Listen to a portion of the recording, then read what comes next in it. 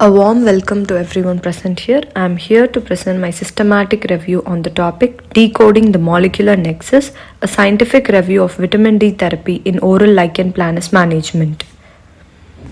The contents for today include introduction, materials and methods, exclusion and inclusion criteria, quality assessment, how the data was extracted, search strategy, risk of bias, discussion and conclusion. I would like to start my presentation with this quote given by Hippocrates: "Natural forces within us are the true healers of disease." With this, moving on to the introduction. Oral lichen planus was first coined by Erasmus Wilson in 1869 when describing it as a chronic inflammatory autoimmune condition, and it affects the skin, oral mucosa and genital mucosa. So there is a potential for it to transform into malignancy, and which has 1.4% rate. Vitamin D deficiency. Vitamin D deficiency, as we all know as a sunshine hormone, is a pleiotropic hormone. It has a distinctive nuclear hormone receptor, the vitamin D receptor, which is accountable for its biological action. This vitamin D regulates the immune system, homeostasis, differentiation and proliferation of keratinocytes, also helps in apoptotic mechanism. So there is a connection between vitamin D deficiency and stress. Stress in turn causes increased glucocorticoid level. This reduces the vitamin D receptors and thus reducing the immune modulatory effect of vitamin D, resulting in oral lichen planus. Why are we doing this review? So the research on the topic vitamin D therapy for oral lichen planus is very important for advancing our understanding regarding treatment outcome and providing an evidence-based care for healthcare practitioners. So it contributes to the ongoing effort to enhance the quality of care and the quality of life people having OLP. Moving on to materials and methods. This systematic review is yet to be Prospero registered, and it follows the Prisma 2020 guidelines. So the questions answered were PICO questions. The population people who presented with oral lichen planus, intervention patients who presented with oral lichen planus were given vitamin D supplementation, and the comparison were done with corticosteroid. The outcome was to analyze efficacy of vitamin D in treating oral lichen planus. The inclusion and exclusion criteria are: inclusion, patient with oral lichen planus supplemented with vitamin D, and articles which were in English were included. Studies done in Indian populations were included.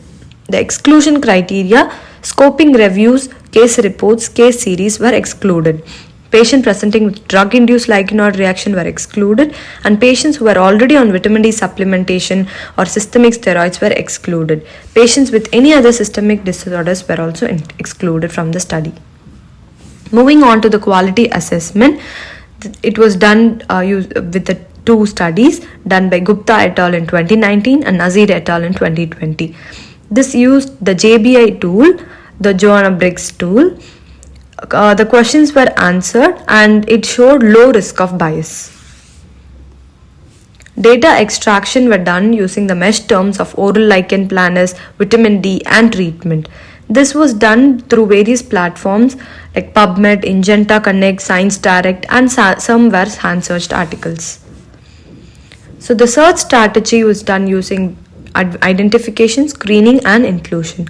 The records were identified from databases such as PubMed, Google Scholar, Ingenta Connect and Science Direct. Around 13,158 articles were obtained, and records removed before screening included duplicate records and records that were ineligible by initial screening. So during screening, some records were screened. Around 2,550 were obtained after excluding through title screening and abstract screening. And records sought for retrieval included 79, and records which could not be retrieved were around 64. Records which were assessed for eligibility included 15, and among them 13 were excluded due to its focus on only vitamin D serum level but not on supplementation. At last, records included were 2 articles. Moving on to the study characteristics. Gupta et al. In 2019 and Nasir et al. In 2020, both of the study were observational type, and age of the people where all age groups were included, both the genders, and 12-week follow-up was done by Gupta et al. Study, whereas 35 to 45 years, both the genders, and 15-week follow-up was done in Nasir et al. Study. The sample size in Gupta et al. Study was around 106, and in Nasir et al. Study included 450. Both the studies had a similar diagnostic criteria. Clinical diagnosis based on typical bilateral white interlacing Wickham striae, burning sensation, and intolerance to spices. However, doubtful cases were biopsied for confirmatory OLP diagnosis. Both the studies included the common type of oral lichen planus, which was erosive lichen planus, and the scoring type criteria using Kaliakatsu et al. Moving on to the treatment plan, in both these studies, they divided the participants into 3 groups, which included people having stress and mild vitamin D deficiency in group 1, and group 2 having severe vitamin D deficiency. And in the group 3, they had both vitamin D deficiency as well as severe stress. In the Nasir et al. Study, they had taken group 3 as control group, and group 1 and 2 had deficiency of vitamin D and stress respectively. So the test of significance done here in the Gupta et al. Study were Fisher's exact test and ANOVA test in Nasir et al. Study. So through the study in Gupta et al., they concluded that patients treated with vitamin D supplementation, which is group 2 and group 3, reported statistically significant amelioration in OLP symptoms, and patients treated with vitamin D supplements and psychological counseling in group 3 reported a marked diminution in the burning sensation. In Nasir et al. Study, he concluded that patients treated with vitamin D supplementation reported a statistically significant amelioration in subjective symptoms in group 1 and 2, whereas group 3 served as control.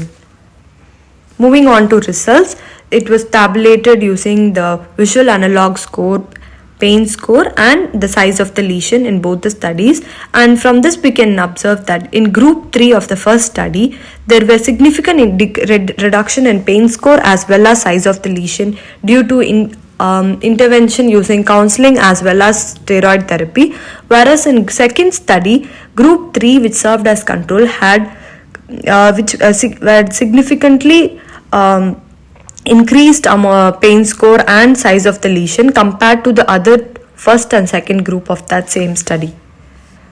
So moving on to the discussion, hydroxyvitamin D3 includes vitamin D receptors which expresses in the epithelial cells and acts as a mucosal barrier.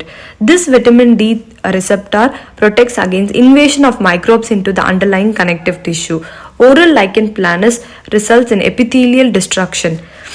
Vitamin D deficiency can lead to impaired T cell proliferation and furthermore lead to development of OLP. Vitamin D receptor inhibits NF-kB pathway and downregulates the apoptosis of cells, thereby reducing the incidence of OLP. Studies done by Gupta et al. And Nasir et al. In the Indian population have explained the association between stress and vitamin D deficiency, use of steroids, and the impact of counseling on OLP. So most of the patients were diagnosed with erosive lichen planus in both the studies, and male to female ratio were 1:4. So they have concluded by implying that vitamin D can be used as an adjuvant to steroids and counseling in cases of stress. This is proven by dividing the group of participants to 3 groups, which we have already discussed, that group 1 had history of stress alone with mild vitamin D deficiency, and group 2 having history of severe vitamin D deficiency, and group 3 with history of stress and severe vitamin D deficiency. They also observed reduction in size of the lesion and pain with vitamin D and steroid.